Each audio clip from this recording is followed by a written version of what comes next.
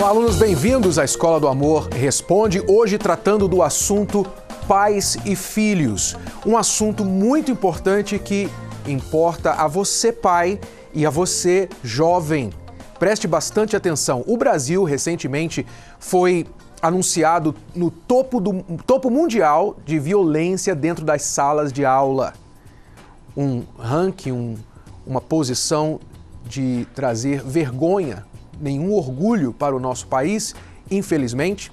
Mas muitos pais desconhecem o fato de que quase metade dos professores no Brasil já sofreu algum tipo de agressão dentro das escolas. Você vai ver agora uma matéria e daqui a pouquinho nós vamos voltar para comentar este assunto e nós temos aqui convidados especiais que vão falar exatamente sobre a experiência que já tiveram. Inclusive temos uma professora aqui no estúdio que já foi agredida 3 vezes dentro da sala de aula. Fique com a gente, assista esta matéria. Esta professora, que prefere não mostrar o rosto, durante anos foi vítima da violência.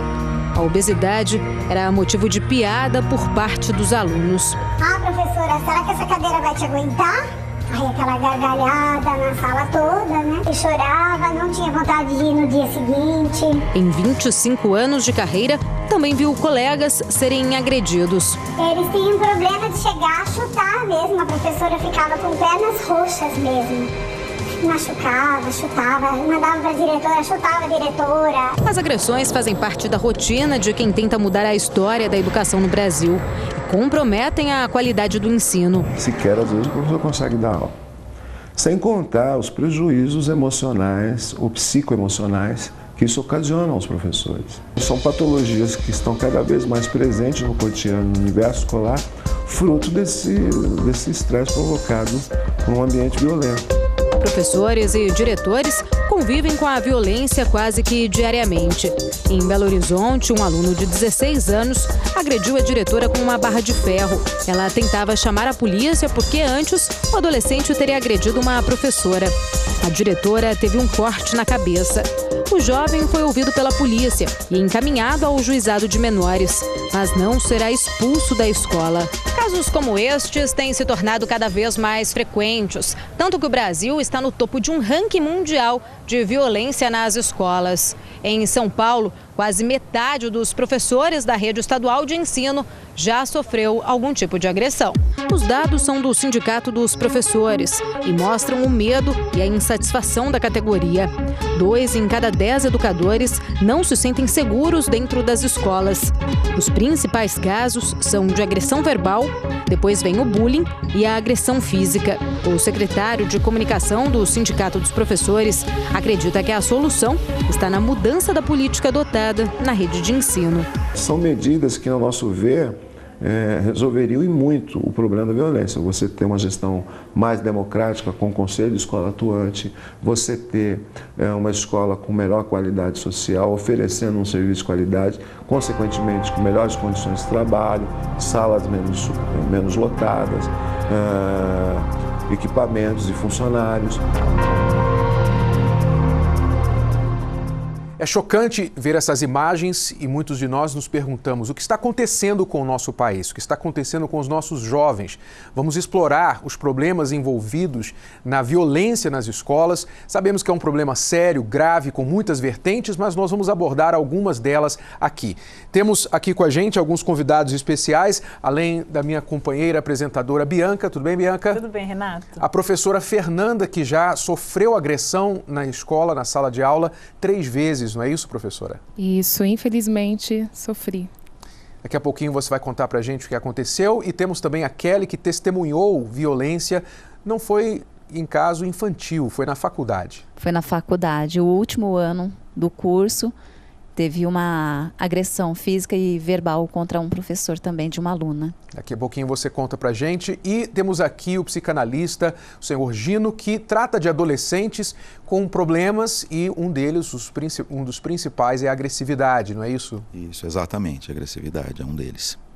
E quão sério é o problema da agressividade manifestada nas escolas, na experiência? Hoje tem crescido cada vez mais, né? Inclusive, como até a Kelly falou, né, que foi na faculdade, hoje na psicologia, não é a minha área, mas na psicologia, a adolescência ela já foi estendida para os 25 até os 30 anos. Tem casos extremos em que a adolescência está terminando aos 30 anos, ou seja, está havendo, apesar de a gente ver as crianças e os adolescentes se comportando como adultos, a infantilização é muito grande ainda. A falta de preparo para o mundo. O que é o adolescente? O adolescente é aquele que está tentando se livrar do lado infantil, do lado criança. E ele precisa encarar um mundo de responsabilidade, onde ele vai sofrer não, onde ele vai ter que lidar com a frustração, que é o maior problema da agressividade. Quando você não sabe lidar com a agressividade e com a frustração, você se rebela, você demonstra a sua agressividade, porque você aprende a dizer o não e a frustração com os pais. É como a gente estava falando, né? A ausência de pai, e não a ausência física, mas a ausência de um pai,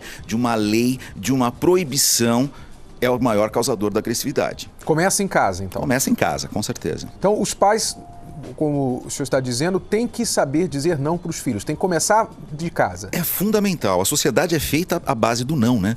Nós vivemos em sociedade porque nós sabemos os nossos limites. Foi assim que a civilização foi criada, né? Com os nãos, com as frustrações. E quando não há isso em casa, já em casa, porque a função do professor não é ensinar o não. A criança já tem que ir para a escola com um certo comportamento pré-formado, né? Isso é baseado, a primeira sociedade, que é onde ela aprende princípios, é em casa. Então é aí. E quando a gente fala pai, pai é um símbolo. Não precisa ser o pai necessariamente, mas é aquele que representa a figura do quê? Da lei, da ordem, das regras, porque o ser humano, ele é movido assim, ele é movido pelo eu quero tudo agora.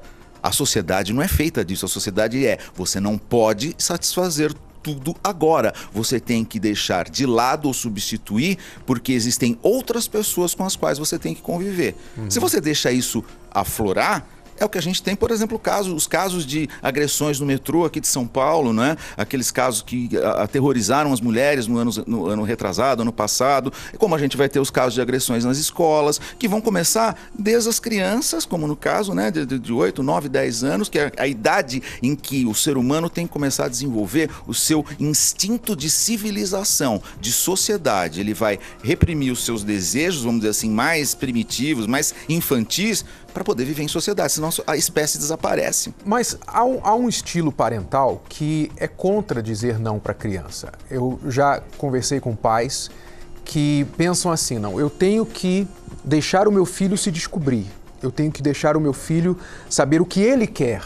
Eu não posso podar, eu não posso ser rígido, eu tenho que deixar ele se descobrir para que ele venha a ser um adulto que tem os seus talentos desenvolvidos, que saiba se posicionar na sociedade, enfim, eu não quero reprimir o meu filho. Isso é errado? Não é uma questão de repressão, porque existe, tudo bem, uma forma de você fazer com que a criança, ela não vai entrar num sistema onde ela tenha que obedecer exatamente tudo as regras e contra os desejos dela, mas existe um comportamento mínimo que deve haver, uma educação mínima da criança, né? Que é o não pode, porque a vida não é aquilo que a gente pode fazer, aquilo que a gente bem entender, a vida não é dessa forma. Por mais que eu queira viver livre e tudo mais, para eu viver em sociedade, eu tenho que aprender que existem limites. E a criança, ela não tem limites. Quem impõe limites a ela são os pais. Eu não estou dizendo que 100% da culpa seja dos pais, porque como a gente estava discutindo antes do programa, pode haver a criança que fantasie. Ela se acha agredida pelos pais quando na verdade ela não é. Caso de separação, a criança se sente culpada pela separação. Então ela sente aquilo como uma agressão, ela se sente culpada, ela pode se tornar agressiva e os pais necessariamente não passaram esse modelo, né, de comportamento. Mas normalmente a gente vai falar sobre... A terapia infantil, por exemplo, a gente acaba sempre caindo nos pais. Nunca é a criança. Tem que tratar o pai. A criança nunca é tão neurótica como imaginam. A criança nunca é tão problemática como os pais imaginam. E tudo como a gente chama, uma projeção que os pais fazem na criança. Quando se torna no caso de adulto, aí já tem aquela distância de geração, a própria mudança do adolescente, aí já começa a ficar mais complexo, né? Ok. A professora Fernanda aqui ensina quais idades na escola? Eu trabalho com o Fundamental 1, que seria do 1º ao 5º ano. 1º ao 5º ano. Você sofreu agressão na escola, na sala de aula, 3 vezes. Isso. Como que aconteceu isso? Foi a mesma pessoa, a mesma criança, o mesmo aluno, ou foi diferentes casos? Foram 3 diferentes casos. Os 2 primeiros foram em 2005. Eu era recém-formada e entrei na profissão com o ideal de contribuir para a sociedade. E comecei a trabalhar com 2 irmãos. Eu trabalhava de manhã e o outro à tarde, 2º e 3º ano. E eles estudavam em períodos diferentes justamente porque eles não podiam se encontrar em casa. Então os pais pediram que eles estudassem nesses períodos diferentes para não conviverem em casa porque eles dariam muito trabalho. Então eles conviviam o tempo noturno e ali na hora do almoço quando se cruzavam, né? E eles agrediam os demais colegas, não queriam realizar as atividades, as lições. E então quando eu ia chamar a atenção deles, né, para que não machucassem os colegas, para que não agredissem tanto verbalmente quanto fisicamente, ou para que eles realizassem as atividades do dia a dia e até as avaliações, eles não aceitavam as regras, né? E não aceitavam ouvir o não, no caso, quando eles faziam as agressões. Então, eles se viravam contra mim. Se eu ia chamar a atenção porque eles estavam agredindo um coleguinha, eles me agrediam. E aí, inicialmente, foi com palavras. Então, palavras assim, palavrões muito feios, muito fortes, que eu mesma nunca tinha ouvido. Não fui criada num ambiente assim de palavrão. E até de preconceito, porque eles eram... de pele bem clara, olhinho azul e eu morena, né? Então eles também tinham atitudes assim de preconceito comigo. E isso foi se estendendo por vários meses. Nós encaminhamos para psicólogos, para pedir um parecer, encaminhamos para psiquiatra e tudo constava como se eles não tivessem nenhum distúrbio, nada que precisasse ser tratado dessa forma. E a família poucas vezes comparecia à escola e quando comparecia achava que era perseguição aos meninos. Então falava, tá perseguindo os meus filhos. E eles tinham agressões muito fortes, assim, de colocar a cabeça do coleguinha no vaso sanitário, dar descarga, ficar segurando o colega lá. Um colega passava no corredor, eles pegavam e eles batiam a cabeça do colega na coluna, sabe? Numa viga. Isso é ensino público? Ensino público. Quais os recursos que os professores têm, que a escola tem, para lidar com casos assim, onde a criança se manifesta agressiva? O que o professor pode fazer? Então, o nosso procedimento é esse de chamar a família inicialmente, né? Então, a gente procura o contato com a família para saber o que está acontecendo. Se isso não resolve, a gente geralmente procura outros profissionais, que aconteceu. Nós procuramos psicólogos, psiquiatras, nós procuramos o conselho tutelar. Depois do conselho tutelar, não estava resolvendo, então nós encaminhamos para a Secretaria de Educação, porque a direção da minha escola foi super participativa, mas até a direção, às vezes a gente encaminhava o aluno até lá, né, quando ele estava demais em sala de aula, eles, os irmãos, e chegou uma vez dele quebrar a sala da diretora, sair puxando os fios, os computadores, então ele chutava a gente, mordia, sabe, esse tipo de coisa. E então os procedimentos são esses, até que infelizmente nós passamos por todos esses procedimentos e ninguém tomava uma providência de fato. Na realidade, muitos profissionais, até os psicólogos falavam, olha, eles não têm distúrbio nenhum, deve ser alguma coisa de gestão de sala de aula. Infelizmente, eles achavam que era culpa do professor, sabe? Mas eu tinha tudo documentado, tanto os meus planos de aula, as minhas intervenções, as atividades, às vezes, diferenciadas que eles propõem. Se a criança é muito agitada, faz uma atividade diferenciada, ele não precisa aprender como o outro. Então, eu procurava fazer isso também, tinha a parceria dos colegas que planejavam junto comigo. Aí culminou com a agressão? Culminou com a agressão. E foi como, assim? Que tipo de agressão você sofreu? Depois dessas agressões verbais e psicológicas, às vezes eu estava escrevendo na lousa, por exemplo, saía do começo da sala, ia para o fim buscar alguma coisa no armário, eles apagavam a lousa, escreve de novo, sabe? E aí um dia um deles agrediu um colega, eu fui chamar a atenção. Então ele se virou contra mim e começou a me chutar fortemente, eu fiquei com as pernas muito roxas. E, aliás, ele começou a me esmurrar. Então eu fui conter, né, segurar os braços dele, ele começou a chutar. E aí, nisso chegou uma outra colega de trabalho, as crianças ficaram desesperadas e elas foram chamar. E aí ela foi me ajudar a conter, porque ele chutava mesa, cadeira e machucava as crianças em volta também.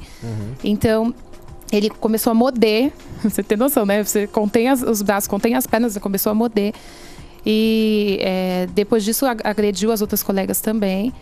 E aí isso foi de manhã. Quando foi à tarde, a Secretaria de Educação já sabia tudo, é de uma rede que eu não trabalho mais. E quando foi à tarde, nós tínhamos ligado, a Secretaria de Educação pediu que a gente tivesse paciência, que eles iam procurar chamar a família novamente, mas como eu falei, a família não comparecia. E aí à tarde, o irmão da tarde cruzou com o outro na hora do almoço e ficou sabendo que ele tinha me agredido. Então ele já chegou, nossa, meu irmão bateu na professora, meu irmão bateu na professora, contando para os colegas. E as crianças, nossa, professora, é verdade, né? Isso tira um pouco também da nossa autoridade diante das crianças, porque eles têm as traquinagens comuns também do dia a dia, né? Então eles pensam, bom, se ele bate na professora e não acontece nada, vamos causar também. Mas no geral a sala era colaborativa comigo. E nesse momento que o professor sofre agressão, o que o professor pode fazer? Ele tem direito de se defender? Sim, juridicamente, caso queira, né? Eu cheguei... Não, na hora eu digo. Na hora que ele está sofrendo agressão. A orientação é que a gente contém a criança, como eu falei, às vezes segurar, esse tipo de coisa. Mas até nisso, a gente tem que tomar muito cuidado, porque se nessa história de eu conter o aluno, pode acontecer de... Ele me deixou marcado, imagina uma força de uma criança dessa, né? Que às vezes precisa de 2 adultos para conter. Se numa dessa, de repente, eu deixo uma marca nele ou qualquer coisa, aí eu posso perder meu título de professora, eu posso poder não lecionar mais. Enfim, posso perder o emprego, né? Porque tem toda essa coisa do direito da criança que é importante, mas infelizmente eles é sempre visto como a criança é o lado mais frágil e a gente é o adulto da situação. Então, assim, você teria que ter lidado com aquilo e resolvido para que não chegasse a esse ponto. Mas infelizmente chega. É nessa hora, eu sei que eu vou falar algo aqui um pouco controverso, mas é nessa hora que eu sinto saudade da época que eu ia na escola e que havia punição corporal. O professor podia punir corporalmente o aluno.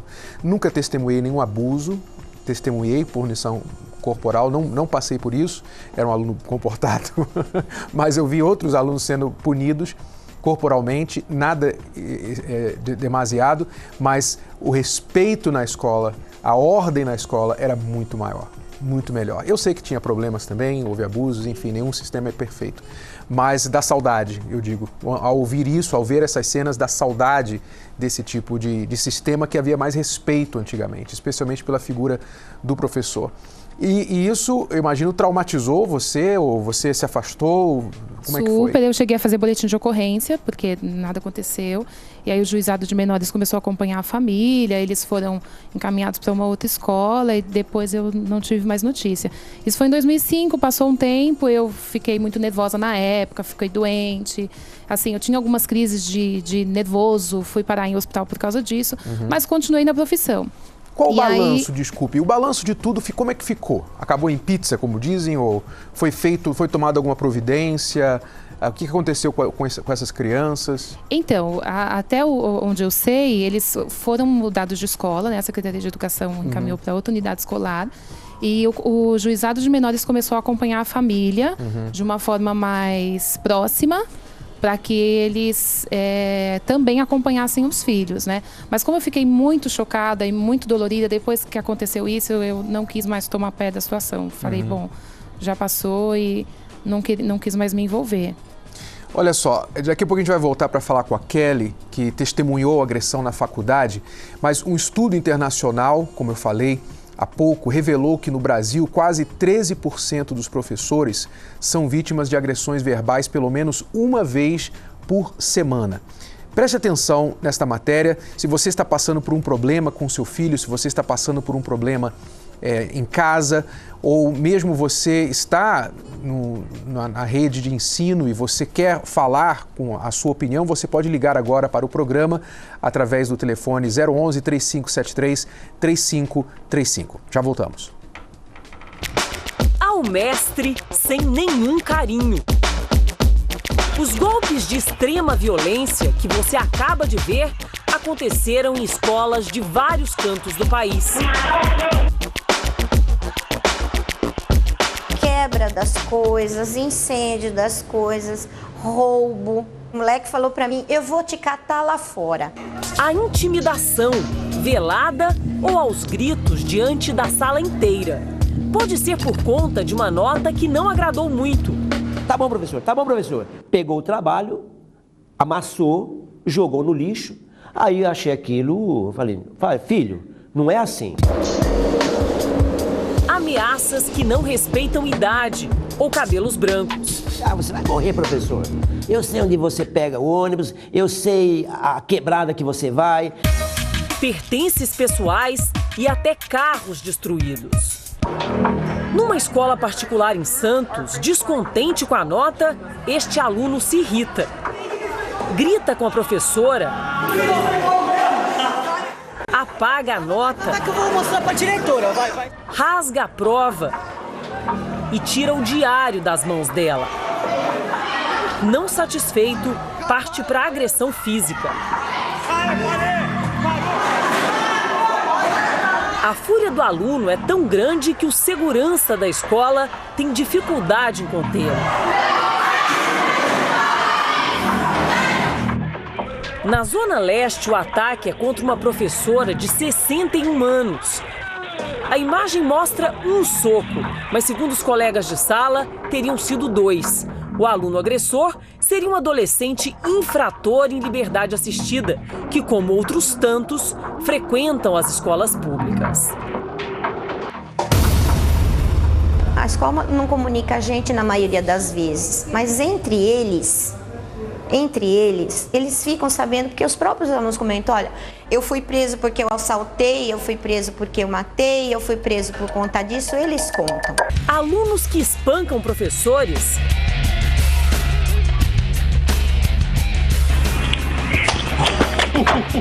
professores que reagem. Então, olha só, presta atenção. O motivo pode ser o celular que toca. Uma situação como essa.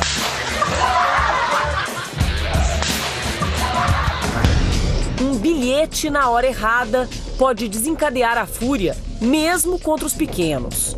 Ela começou a me xingar. Ela te xingou de quê, você se lembra? Burro, nojento. Por vários minutos, a professora grita e age com agressividade.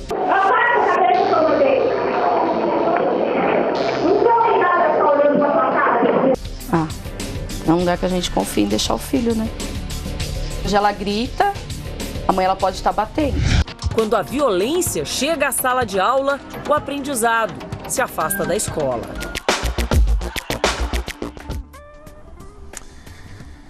É difícil de assistir. Kelly, você testemunhou algo assim, mas na faculdade. Conta pra gente. Foi. No último ano de faculdade, uma faculdade até então particular, eu presenciei a fúria de uma colega de classe, né, pra cima de uma das professoras. Tudo porque na época do estágio que a gente estava sendo distribuída, no caso, essa aluna não concordou pro lugar que a professora determinou. Sendo que a nossa localização dependia muito das nossas notas. E ela não aceitou o local que a professora determinou e foi para cima da professora. Não teve agressão física, porque as outras colegas de sala conteve ela, mas teve bastante palavrões. Palavrões assim que eu, sinceramente, não ouvi nunca. E nesse dia eu ouvi uma colega de sala mais nova do que eu. Então, assim, eu fiquei abismada, eu fiquei surpresa porque uma professora que não era de tão idade passar por aquilo. E essa colega de sala começou a falar palavrões, não aceitava, todos verbalmente, assim, que a gente pudesse citar, ela falou. E no final da distribuição, ela levantou no meio da sala e falou para a professora que aquilo não ia acabar naquele momento. Que no final da aula, que a professora ia se ver com ela. E nisso, bateu o sinal, levantamos. De repente, a gente olha para a porta, aquela correria. Fomos ver o que era. Essa colega de sala tinha empurrado a professora da escada rolante. Então, só não aconteceu uma tragédia pior porque a saia dela ficou presa. Então, a saia segurou. Mas ela se feriu, ela ralou o joelho, os braços, se machucou, teve que ser afastada. E a faculdade ficou, na época, fechada por 3 dias, porque teve ocorrência, teve polícia, teve tudo. E houve consequências para a aluna? No momento, assim, que eu me lembro, os pais dela teve que ir. Uma aluna de 22 anos, maior de idade, ela teve que chamar pai, mãe, entrou advogado, entrou polícia, entrou tudo. Mas a faculdade meio que abafou o caso na época, não deixou os alunos demais, não deixou ser uma coisa divulgada para não perder, né, os alunos também. Mas a professora foi afastada. Qual é o nível social dela? Classe média alta. Você acha que isso influenciou assim, a impunidade, nada ter acontecido mais? Olha, eu falo que o Brasil, ele é meio, para a justiça, ele, na minha opinião, né, falta muito. Eu acho que deixa muito pendente. Então eu imagino que sim. Porque uma pessoa que tem dinheiro, infelizmente o dinheiro acaba falando um pouquinho mais alto. E eu acho que na época o pai dela provavelmente contratou um bom advogado. E aí meio que deu por isso mesmo, né? Porque no caso da Fernanda, Renato, é meio que entendível pelo fato de ser crianças, né? Como eles não vão aqui prender criança como é feito nos Estados Unidos. Mas no seu caso era uma adulta já, e mesmo assim terminou em pizza, né? Infelizmente. Agora, Ed, conta pra gente, qual é o tratamento, qual é a abordagem para um filho, um jovem, uma criança que manifesta sinais de agressividade? Por parte dos pais, os pais entenderem que o filho, ele pode estar passando por 3 sintomas, vamos dizer assim, quando ele entra na adolescência, né?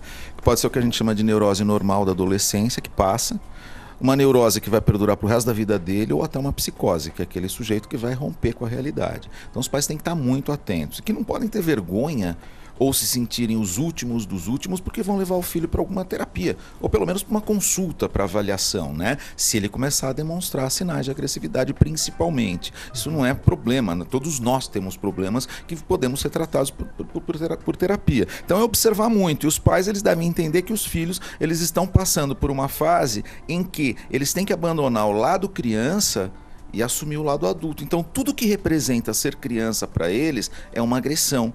Vai contra o processo deles. Então, eles jogam... Porque, na verdade, a agressividade é assim. Qualquer um de nós dirige a agressividade para a gente mesmo. Mas isso não dá para suportar, porque seria autodestruição. Então, para me defender, eu jogo no outro, eu agrido o outro. Então, imaginar que cada uma dessas crianças ou dessa pessoa que agrediu é uma vergonha tão grande que ela sente, é uma pessoa que se sente tão mal na vida, mesmo sendo uma criança, que é muita agressão para ela, é demais, é agressão demais para ela suportar, então ela precisa agredir alguém. Tá? No caso da Fernanda, teve até casos que ela contou, né, que eu vou me antecipar, que foi que a gente estava discutindo. Um aluno no primeiro dia de aula escreveu na lousa: eu vou matar a professora. Na psicanálise a gente traduz isso como: eu vou matar a minha mãe, porque a figura de autoridade da professora, por ser mulher, ela remete à mãe. Da mesma maneira como, por exemplo, um chefe remete ao pai. Então, são figuras de autoridade que a pessoa não aprendeu a lidar. Então, voltando para a sua pergunta dos pais, é observar como as crianças, sem aquela vaidade dos pais, né? Não, meu filho é só, ele é um espoleta, coisa... Não, se ele tem problemas de agressividade, ele pode se tornar um bandido quando crescer. Ele pode se tornar um assassino quando crescer. Né? Então vamos ver já, cortar o mal pela raiz, vamos averiguar, né? Não entupir a criança de remédio, né? Mas verificar o comportamento, se não está no início, se não tem como coordenar, orientar com orientação, ver como aquela agressividade pode ser canalizada, pode ser dosada, né? Então tem todo esse tipo de aspecto que a gente também encara, né? E quando vem até nós, a gente prestar atenção, a gente vê quais são as origens, porque a gente trabalha como? A gente trabalha escutando. Então a pessoa, ela vai falar tudo aquilo que ela sente, mesmo que seja criança. Tem técnicas para criança, né, que ainda não elaborou bem a sua forma de falar e tudo mais, mas é sempre aquilo que ela está passando, são os símbolos daquilo que ela está sentindo. Então ela vai se expressar e a gente vai escutar. E aos poucos a gente vai fazer com que ela perceba o que está acontecendo com ela. Então é importante também que os pais escutem, mas e na hora da agressividade, por exemplo? O filho está lá quebrando os móveis ou jogando as coisas na parede, em casa.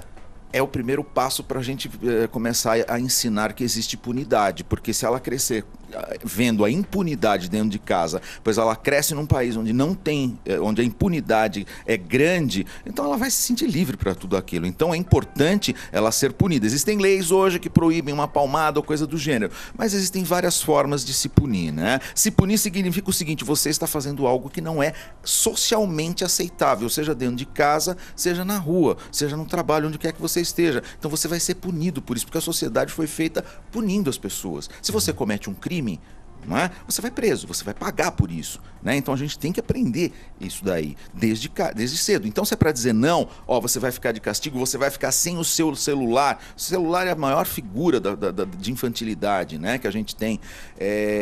Sem o celular, sem o seu computador, sem o que quer que você tenha, né? Que faça com que você crie uma determinada ansiedade, tudo fique fácil para você, o mundo tem que ser assim. Quando a professora disser que você foi mal na prova, você vai agredi-la, porque você nunca foi acostumado a isso, você nunca foi acostumado a fracassar, né? Sua mãe sempre te tratou como alguém maravilhoso, bem-sucedido, você ganha tudo que você sempre quis, você tem tudo bem acessível, você vai e agride a professora, porque ela foi a primeira a se manifestar contra você. Mesmo com a retirada dessas coisas, como você deu exemplo, celular, videogame, a violência aumenta.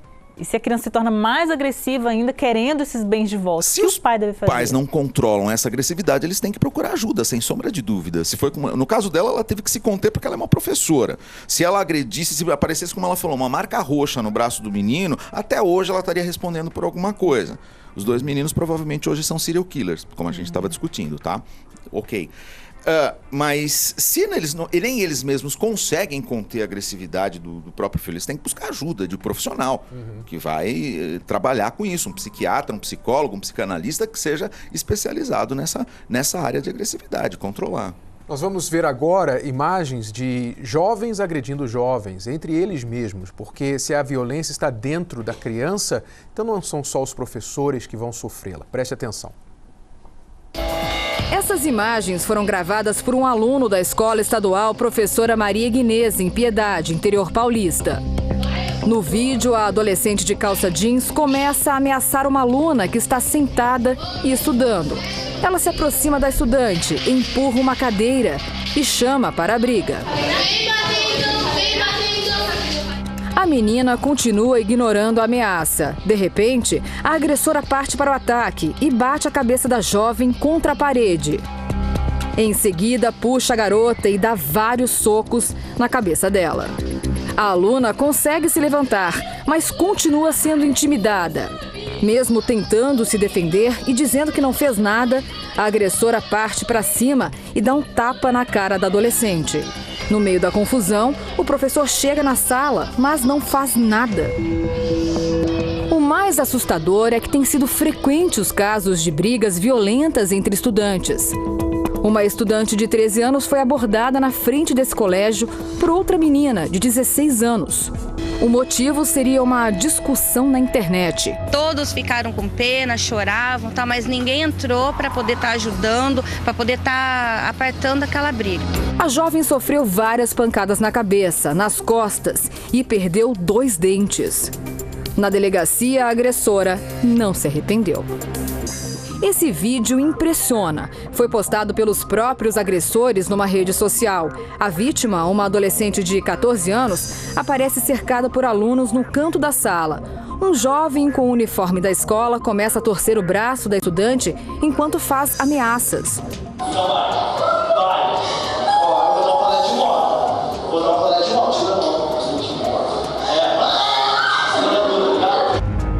Depois, ele vai até a mochila e pega uma tesoura. O rapaz, que tem 18 anos, demonstra numa mesa o que pretende fazer com a mão da jovem.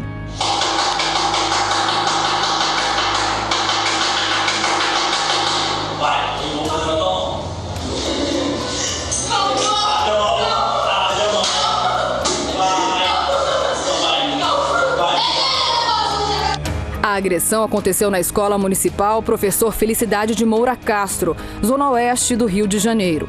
Tudo começou porque a estudante se negou a beijar um aluno.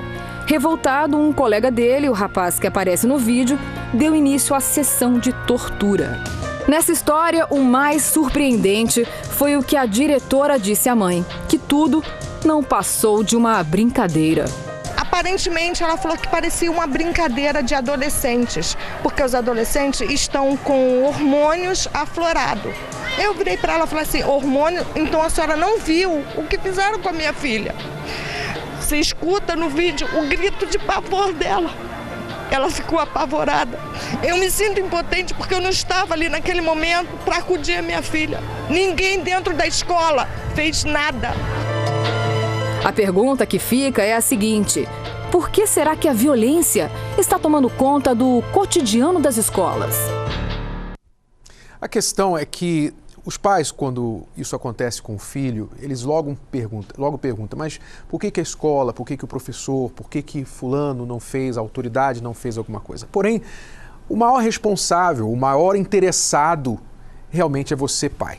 Você tem que buscar ajuda, você tem que dar o primeiro passo. Não pode esperar que outras pessoas vão fazer isso por seu filho.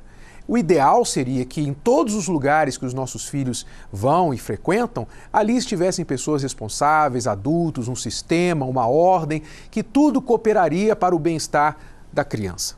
Mas nem sempre isso acontece, especialmente, infelizmente, no nosso país. É por isso que existe a palestra Transformação Total de Pais e Filhos. Nessa palestra, você recebe novas ideias, você tem o seu pensamento, a sua mente aberta para outras maneiras de lidar com os problemas, com os comportamentos adversos que toda criança passa ou manifesta por causa de questões internas, até mesmo de problemas que estão acontecendo dentro de casa. Preste atenção no que acontece nessas palestras e como que pais e filhos têm sido ajudados através delas. Na palestra Transformação Total de Pais e Filhos, muitos chegam assim. O meu relacionamento com os meus pais era conturbado, não havia diálogo dentro da minha casa, não havia amizade entre os meus pais, eu e meu irmão também, então a gente não tinha harmonia dentro de casa. Sentindo um vazio muito grande, me automutilava, uma dor, nada dá certo, tudo começa e não tem um fim, e às vezes eu sei o porquê, não tem nenhum motivo. Eu e os meus irmãos, a gente tinha atritos. Os meus pais, eles brigavam sempre, por mais que já estejam separados, tinha aquele processo de separação, então era sempre complicado. E saem completamente diferentes. Hoje eu descobri o que é a verdadeira felicidade. Hoje eu estou com a vida totalmente transformada em todas as áreas da minha vida. Hoje eu sou uma pessoa simplesmente feliz. Eu tenho certeza que eu vou sair daqui transformada, que minha vida vai mudar depois de hoje. Eu comecei a aprender a lidar mais com esses problemas, a lidar com os meus familiares dentro de casa. Aqui, Renato e Cristiane Cardoso dão conselhos e ensinam a melhor maneira de educar e orientar os filhos. Às vezes a criança está passando bullying e o pai, não, meu filho não pode. E às vezes aquilo ali é uma coisa boa, que não estou falando que é bom fazer isso, mas às vezes aquilo ali vai ajudar o seu filho a ficar forte, superar as coisas, não ligar tanto para o que os outros falam dele. Orientações valiosas que ficam na ponta da língua. Disciplina é você ensinar o que tem que ser feito e dar condições para ser feito. Você ensina, mas não dá exemplo. Você ensina, mas ao mesmo tempo você sufoca, você controla. Então, ensine com equilíbrio o seu filho e entenda que ele vai errar, ela vai errar. Isso faz parte da vida. Basta lembrar como você era quando você era jovem. Eu aprendi também a questão da obediência dentro de casa, que é obedecer os pais, ter uma harmonia dentro de casa, porque isso influencia em todas as áreas da sua vida. Quando você está bem dentro de casa, todas as áreas da sua vida começam a andar. Eu passei a estar mais condicionado a conversar com cada um deles. A minha família hoje é bem diferente. Eu falo, converso, brinco, coisa que eu não fazia antigamente. E tudo por causa da palestra. Participe você também. Palestra Transformação Total de Pais e Filhos com Renato e Cristiane Cardoso. Todos os domingos às 18 horas no Templo de Salomão. Lembrando que a entrada é franca. Eu convido você, pai e mãe, que não tem sabido como lidar com os problemas dentro de casa. Você não tem mais ideia do que fazer. Você já tentou ir para o extremo de ser o pai, a mãe boazinha, de dar as coisas, de ser maleável, até o outro extremo, de ser agressivo, disciplinar, rigoroso, e nenhum dos dois extremos funcionou para você. você não tem mais ideias, você não está sabendo como lidar com o problema. Então, tudo começa com você explorar outras soluções. Se você pensa assim, eu já tentei de tudo, eu já não sei mais o que fazer com o meu filho, com a minha filha. Então, isso é um sinal que você precisa buscar novas ideias, você precisa explorar o que está acontecendo, entender o problema de outro ponto de vista, de outra perspectiva e tentar coisas que você não tentou ainda, que talvez você não sabe. Um grande erro é nós tentarmos aplicar a disciplina com os nossos filhos que nós recebemos dos nossos pais. As crianças de hoje não são as crianças de antigamente. Por isso, os pais de hoje precisam se atualizar, precisam saber lidar com esses desafios. Neste domingo, às 18 horas, eu convido você para estar com a gente na palestra Transformação Total de Pais e Filhos, aqui no Templo de Salomão. Avenida Celso Garcia, 605 no Brás. A palestra é aberta ao público e gratuita. 18 horas neste domingo, ok? Voltando aqui à nossa conversa, ao nosso assunto, eu queria perguntar a Kelly, porque Kelly, você é mãe também, não é isso? Sou mãe. Tem quantos filhos, quais idades? Eu tenho uma que tem 20 anos, uma de 18 e uma que vai completar 15 anos. Nós falamos no início sobre a importância de dizer não para os filhos. Você... Eu levo muito a educação antiga, né? Ao pé da letra. Então, o que eu mais falo para os meus filhos é não. Mãe, posso? Não. Tem que fazer por merecer. Eu não sempre posso. É não. A resposta básica é não. Já é não. Parece meu marido, eu acho. É não. Eu ainda cedo, assim, um pouquinho, mas o pai é não mesmo. Eu acho assim que hoje em dia tá difícil você colocar um filho, dar uma educação completa, porque os amigos acabam influenciando, a sociedade, né, interfere também. Então, assim, se não tem uma regrinha desde pequenininho de berço, você não consegue ter o controle. E hoje em dia as crianças amadurecem ou tentam amadurecer muito rapidamente. Então, isso prejudica. Então, as crianças de 12, 11, 10 anos têm cabeça, tenta ser adulto, tenta ter 20, 30 anos e no final das contas é uma criança. Mas eles tentam fazer coisas de adulto. E umas delas se passar por pessoas agressivas, que, sei lá, não tem mais o respeito pelas pessoas mais velhas, né? No seu caso, os seus filhos recebem o não muito bem ou não recebem muito bem? Recebe sim, acostumaram, né? Acostumaram a ouvir o não, porque sabe, se não ouvir, as consequências no caso é pior. Fica sem celular e fica sem computador. Mas você então, eu imagino que teve que ser bem firme, não é? Porque eu vejo que talvez o erro de muitos pais hoje é que eles não têm firmeza, eles têm medo às vezes do filho, né? De dizer não, ou de traumatizar, ou eles pensam assim, bom, os meus pais, eles foram muito rigorosos comigo, muito severos, eu não quero ser o mesmo com os meus filhos, então vou levar assim mais na boa. E às vezes ficam com medo, achando que vão causar algum mal ao filho se forem mais rigorosos. E isso eu vejo que acaba, às vezes, fazendo a criança se sentir... A criança cresce... Poderosa. Né? Poderosa, fica poderosa dentro de casa, não é? O senhor vê isso? Da autoridade, né? O termo exato é o poderoso, é o poder que a criança tem que ela não tem que ter. Que ela não tem que sentir, porque senão ela vai achar que ela tem esse poder no mundo.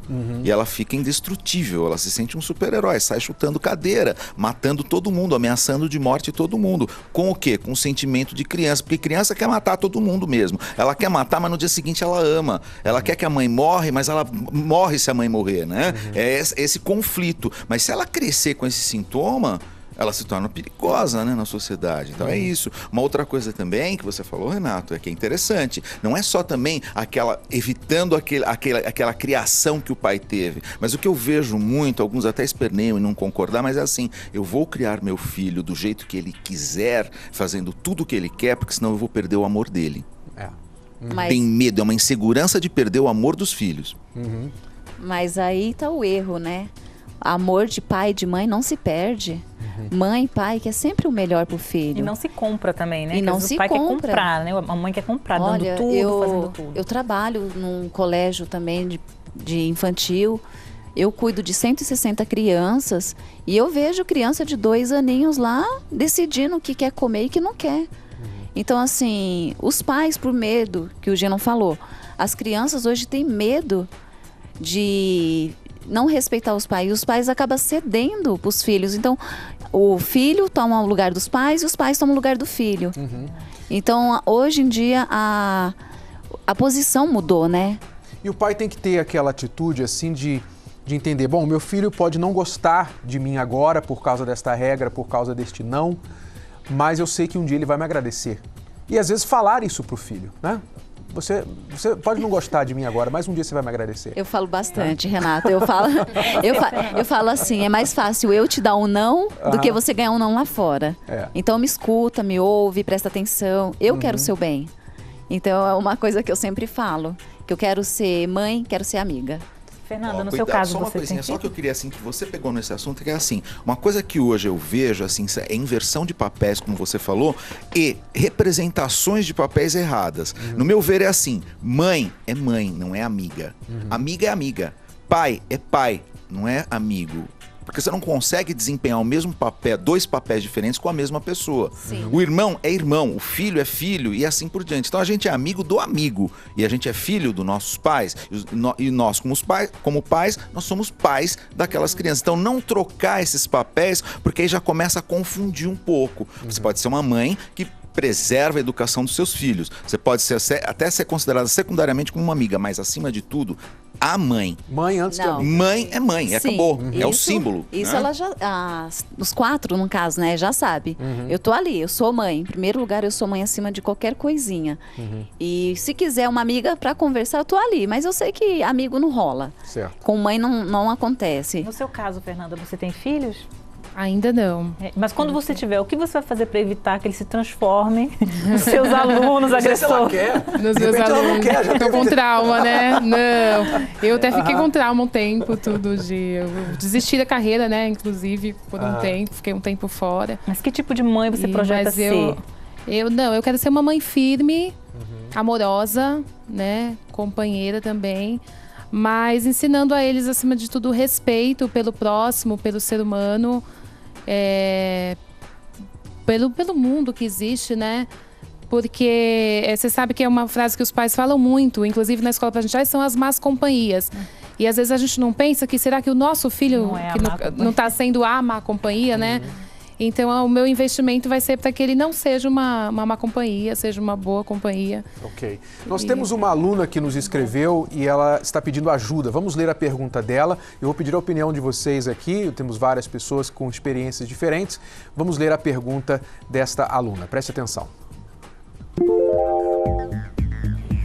Tenho uma filha de 3 anos, saudável e muito inteligente. No entanto, ela me afronta. Não me obedece, faz pirraça. Não estou conseguindo lidar com essa situação. Estou desesperada. Não consigo impor limites. Tenho receio de que quando ela crescer, acontecer coisas piores. Por favor, me ajudem. Como educar a minha filha? Pergunta Camila. Gino. Olha, na verdade, será que você está sabendo mesmo lidar com a situação? Será que não tem aquela hora que a tua filha vai te olhar de alguma forma e você vai ficar com o coração mole? Você está sendo tão rígida mesmo como você acredita ser? De repente você pode pedir uma ajuda externa, né? Para observar, não sei, o seu marido, se você tem marido, ou quem pode observar e ver, né? Será que você é tão rígida assim que não está conseguindo controlar? Ela tem 3 anos, né? Ela está numa fase que é realmente agressiva, né? Mas isso não vai dizer, é ali uma palmadinha, um não, deixa de castigo. Se ela chorar, deixa ela rolar no chão. Ela vai aprender que ela não pode crescer na vida. Toda vez que ela quer alguma coisa, ela se jogar no chão. Quando ela ficar adulta, se ela se jogar no chão, vai pegar mal, né? Então, para ela aprender que não é para se jogar no chão. E assim ela vai crescendo. Seja firme, não seja coração mole. Você não está fazendo mal para sua filha se você for rígida. Seja rígida, verdadeiramente, não mole, né? E você vai ver o resultado, se observa. Você se observa, a tua filha está na idade de ser assim de repente, tá? Há 3 anos. Então observa mais o seu comportamento, se você é tão rígida com ela como você gostaria de ser, ou como você diz que é, né? Eu acho que precisa um entendimento também do comportamento básico do ser humano, que é aquela história, né? A criança chora, o pai não quer ouvir o grito, não quer ouvir o choro. Tá bom, toma aqui. Aí a criança aprende a chorar, a fazer a cena, a pirraça, para conseguir o que quer. Sem querer, o pai treina o filho a ser assim, não é? Então o pai tem que saber lidar com o choro do bebê, sem pegar no colo, às vezes, ou a pirraça e mesmo assim não dá o brinquedo que a criança quer. Então o pai tem que aguentar, ser pai é isso. É aguentar, às vezes, o choro, a pirraça, mas saber que aquilo vai passar. Como o Gino falou, a criança agora está triste, está falando, quero que você morra, daqui a pouquinho ela, mamãe, dá um colinho, não é? No caso, essa criança tem 3 aninhos, né? E, pelo jeito, ela já tem o controle total da situação. Imagino que, na minha cabeça, imagina assim, que no começo ela caía no chão, a mãe, ai que lindo, ai que bonitinho. Então começou a fazer isso, as cenas de pirraça que ela chama, se tornou uma rotina e ela achava lindo, maravilhoso e hoje ela perdeu o controle. Isso se perdeu o controle, né? Porque 3 aninhos dá tempo de Mas você sabe, Kelly, que bem. às vezes o problema não está tanto, Renato, na força da criança, está na fraqueza dos pais, está na fraqueza da mãe. A criança, ela é observadora, então ela sabe até onde ela pode ir com cada um. Eu sabia o que eu podia fazer quando meu pai estava em casa e quando a minha mãe estava em casa. Eu sabia, mesmo sendo muito pequena. Então, assim, os pais desconhecem essa malícia da criança. Eles pensam que a criança não está percebendo nada. E também, assim, eu vejo que hoje as mulheres estão optando por ter filhos um pouquinho mais tarde. Então, por essa faixa etária também, elas ficam meio que... Ela não consegue mais ter a mesma paciência do que uma mãe de 20, de 25 anos. Então, isso acaba assim, eu não tenho mais paciência, deixa eu fazer o que quer. E as crianças hoje em dia também ficam meio que com babá, com os avós. Então, tudo isso eu acho que acarreta também na educação da criança. Nós temos o caso da Lisandra e do Benito. Eu queria colocar primeiro a história destes pais, o Benito e a Lisandra, que eles tiveram problemas com a filha, que tinha um comportamento muito difícil, teve problemas na escola também, mas através da transformação total de pais e filhos, houve realmente uma mudança radical no comportamento da filha. Preste atenção. Benito e a esposa tinham um casamento aparentemente tranquilo. Do nada aparecia muita confusão. Aí começava a ter aquelas brigas sem motivo, sem nexo, né? Estes problemas começaram a afetar também a vida escolar da filha, que apresentava muitas mudanças no seu comportamento. Você tá de um jeito e de repente responder grosseiramente. Vem tomar café. Não quero. Por que ficou desse jeito? 4 anos atrás, ela foi diagnosticada com transtorno de déficit de atenção, né? E processamento auditivo e visual. Aquilo era uma carga muito pesada para ela. Então, na escola, ela começou a sentir muito bullying, dificuldade de aprendizado mesmo, assim, professores que não ajudavam de maneira nenhuma. Então, assim, já é a 3ª escola, a 4ª escola que eu coloco ela. Por causa disso, ela começou a se fechar. Então, assim, logo no comecinho foi que ela, para aliviar, né, ela se cortou. Tentando entender as repentinas mudanças com a filha, Benito descobriu que algo muito mais grave acontecia. Teve um momento que ela acabou soltando que via vultos dentro do quarto, que tinha vozes chamando ela, inclusive da minha mãe. Faleceu tem 5 anos. Acorda de madrugada chorando, aí vem o nervoso, o desespero. E cansados de ver a filha sofrendo e sem ter uma solução, o casal ouve através do rádio os ensinamentos das palestras de transformação total de pais e filhos e decidem aceitar o convite para a mudança. Médico não deu certo, psicólogo não deu certo, fonoaudiólogo não deu certo, a gente procurar uma ajuda. Tinha muita expectativa em relação à minha filha. E eu acabava cobrando ela sem perceber, sabe? Eu queria que ela fosse muito mais do que eu fui. E na palestra até o Renato fala que os filhos não podem ser massinha de modelar. Né? Isso ficou muito marcado na minha cabeça. Com certeza. Os resultados foram sendo alcançados, mas não mudou só a relação com a filha. Transformou toda a família. A gente vive tranquilamente. Tem mais contato, tem mais conversa, tem outra vida. E ela sempre acordava de manhã colocava o uniforme da escola com uma touca assim, ela colocava na cabeça, se encolhia toda e ela não falava nem bom dia, nada. Sabe? Era muito brava mesmo. E aí, naquele dia, depois da palestra, ela acordou de manhã e quando eu estava na cozinha fazendo o café dela, ela me deu um beijo, um abraço, me falou bom dia.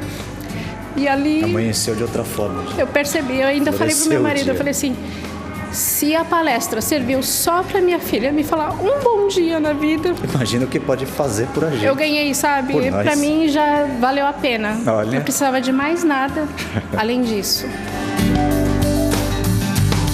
A mudança é sensacional. É outra vida para nós todos dentro de casa. Ela tá muito melhor.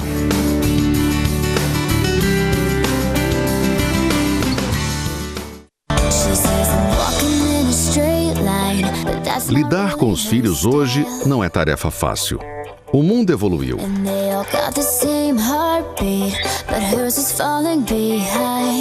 Mas os problemas em família também. Hoje eu estou aqui com a minha boadrasta. É a primeira vez que eu estou no templo e com uma expectativa muito grande. O convite partiu dos filhos. E eu creio que através desse convite venha selar um elo maior entre família. Antes a gente não conversava, né? Tinha meio que uma resistência, né? Havia um bloqueio de comunicação. E agora sim eu posso enxergar ela como uma segunda mãe, uma pessoa com quem eu posso contar e a mulher que está fazendo meu pai feliz. Hoje, nossa, foi recíproco, foi algo assim maravilhoso entre nós. A disciplina em excesso é criticada, mas a falta dela traz consequências graves. O que fazer? Não desista do seu filho. Uma atitude sua pode fazê-lo mudar.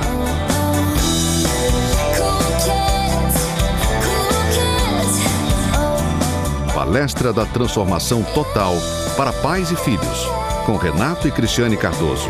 Domingo, às 18 horas, no Templo de Salomão, Avenida Celso Garcia, 605, Brás. Venha ver como essa palestra, se você também pode se beneficiar, se seus filhos, se você jovem também pode se beneficiar, aprender a lidar com seus pais. Domingo agora, às 18 horas, aqui na Celso Garcia 605 no Brás, no Templo de Salomão. A palestra Transformação Total de Pais e Filhos. Eu quero agradecer a nossa plateia aqui hoje, nossos convidados. Última palavra de esperança, de ânimo, de conselho. Fernanda, professora. Bom, eu desisti da profissão por um tempo, voltei, desacreditei um tempo no ser humano, mas vale a pena, por isso que eu estou voltando. Estou até envolvida em outros projetos sociais, de abrigo. Não desistir. Não desistir, acho que isso é importante. Obrigado, Kelly. Um mais não e um menos sim para todas as crianças. Aos papais, às mamães, dizer um não dói. Ok. Vai em frente. Gino. Não querendo ser muito agressivo, mas se você sofre com problemas de agressividade, de violência, comece agredindo você mesmo, que aí você vai ver como você perde essa vontade de agredir os outros. Ótimo Obrigado. Conselho. Tá bom. Obrigado, Bianca. Obrigado você de casa. Nós voltamos com a Escola do Amor Responde amanhã neste horário, nesta emissora, aqui neste canal. Tchau. A wonderful show. It's the most intelligent show on television.